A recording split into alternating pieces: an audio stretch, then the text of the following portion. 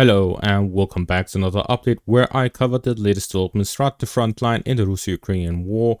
Today we have significant developments in the north where the Russians have expanded the front line in the Kharkiv offensive. The Russians have moved east and south in the direction of the villages of Zybine, Bakhmut, Volokhivka, Okhrimivka, Malavovcha, as the Russians have expanded the front line in an eastern direction from the current positions across in the Ukrainian side of the border. The Russians with this expansion have extended to 2/3 of the Ukrainian positions north of the Vovcha River, and with this they are closing in on full control over the northern parts.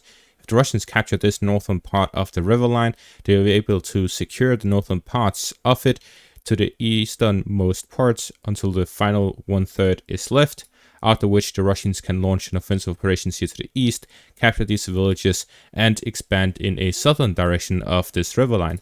If the Russians have a difficulty crossing the river line by Vovchansk, they can expand here in the eastern direction as I mentioned in this previous video, which means that they can cross over from any of these points, and such a crossing would be very dangerous, but if the Russians succeed with it, they could destabilize the Ukrainian positions and likely take Ukrainian positions across. This will likely be in combination with heavy artillery preparations. However, what we do not take into account is the expansion of the Russian offensive in this section of the front line. As you can hear, any crossing operation would require a lot of work and is very dangerous, as the Ukrainians have concentrated a significant amount of troops in the direction of Vovchansk. However, this also means that the Ukrainians have redirected forces from the east, which are less important for the Ukrainians to hold on to than Vovchansk itself, because losing Vovchansk would force the Ukrainians to withdraw from this entire first line of defense.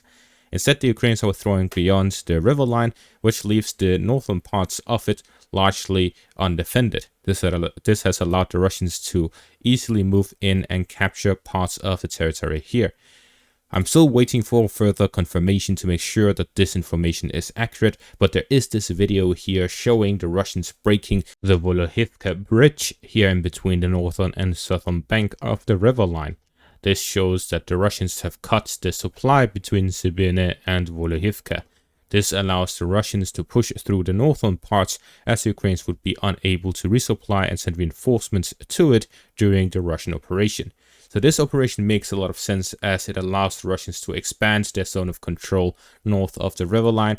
It allows the Russians to move on to the next portion, which would be to take control over the final 1/3 of the northern bank of the river line. And it also allows the Russians to expand the front line to send additional troops, as there has been reports that the Russians have expanded the presence of their soldiers here north of the river line in the direction of Vovchansk, where the Ukrainians are gathering a large enough force to start counterattacks. However, since the Russians have gained full control of the northern bank, this means that they can establish proper defensive positions all across the area that they are holding on to, limiting the Ukrainian capabilities to launch counterattacks.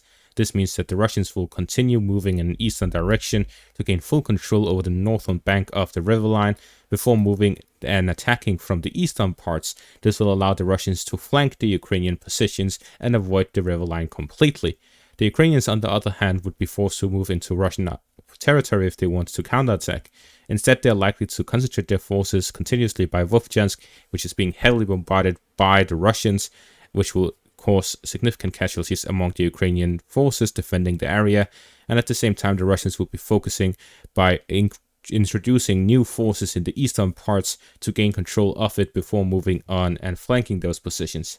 There's also a possibility that the Russians will look to gain full control over the northern river line and then move in from the east to flank Vovchansk completely and move in from the side.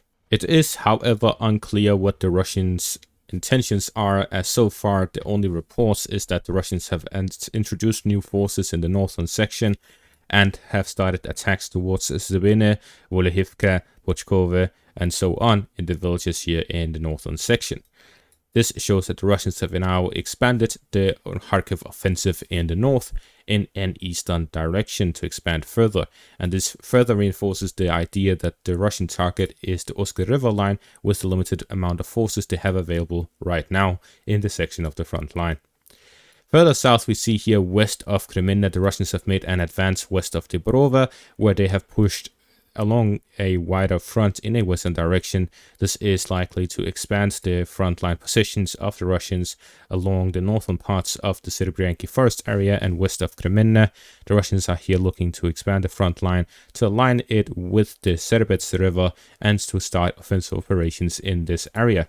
This is likely in combination with the Russian Kharkiv offensive to the north, where they will look to improve the positions in the north and in the south simultaneously to push the Ukrainians and possibly encircle them by the Oskar River line, or simply to force the Ukrainians to withdraw from the pressure both from the east and the north at the same time. Moving further south, we see here in the southern flank of Bakhmut, the Russians have advanced further to the southern outskirts of Klishchivka. This shows the Russians have captured more territory with this geolocated footage here. The western parts of Klishchivka, both near the fortifications and the forest patch, it is unclear what the situation is there, as there's no geolocated footage or reports about those. But with the recent developments here in this section of the front line, it is clear that the Russians are looking to gain full control over Klishchivka and the fortifications in the area. This will allow the Russians to push in a southern and western direction from Klishchivka and push to gain control over the southern flank, both with a push from Klishchivka and a push from Ivanivske to the north. Further south here in the direction of Novomikhailivka and Pereskovivka, the Russians have expanded in a western direction, pushing along the main road towards Konstantinivka. This is a small advance, but again it indicates the Russians are continuing offensive operations across the front. We're currently seeing the Russians being active both in the north, in the Kmina, Luhansk, Serebrenki forest area section of the front line, west of Bakhmut in direction of Chasiv Yar and subsequently Konstantinivka, in the south by Avdiivka direction, further south by Novomikhailivka, and in between the two areas, direction of Urashane and Robotyne. This all shows that the Russians are pushing all across the front line, but in a very limited sense. They are not committing anywhere yet. The Russian advantage right now is that they have significantly more manpower and resources available than the Ukrainians do. The Ukrainians recently strengthened their mobilization law. This has completely deserted most of the major cities in Ukraine, anywhere from Kiev down to Odessa and eastern Kharkiv are all completely empty in the streets. At the same time, the Russians continuously increase their level and amount of operational reserve they have available. We see this with the Russian expansion in the north. The Ukrainians are forced to redirect troops to that section to hold the line, yet the Russians are able to expand their front line even further as soon as the pressure from the Ukrainian side became too intense. The Russians have been unable to enter Lipsy properly, and they have been unable to cross the river line near Vovchansk, so they're simply expanding and using additional troops to increase the possibilities and area of effect with their offensive operations. The current situation was turning into something that the Ukrainians would hold under control, yet the Russians are now expanding it even further, making it even more difficult for the Ukrainians to stabilize the front, especially with the heavy bombardment of the Russians, where Ukrainian soldiers claim 12-1 advantage in firepower to the Russians. This makes it very difficult for the Ukrainians to hold the front, and they simply do not have enough reserves to expand the front line properly.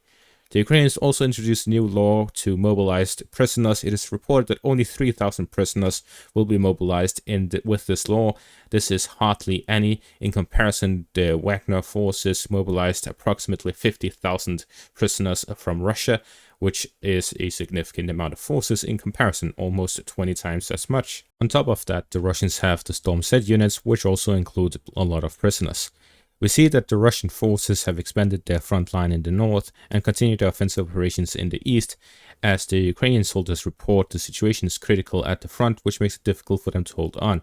The more the Russians expand the offensive in the north, the less forces the Ukrainians will be able to redirect to the south to hold their lines there, and the Russians will likely increase advances all across the front. It has currently slowed down due to the Russians performing rotations and the Ukrainians sending enough forces to hold the lines, but this will be very limited in the future as the Russians expand further. And that'll be all for this update. Thank you for watching. Make sure to leave a like, subscribe, and check out my Patreon for additional content. Thank you for watching and have a great day.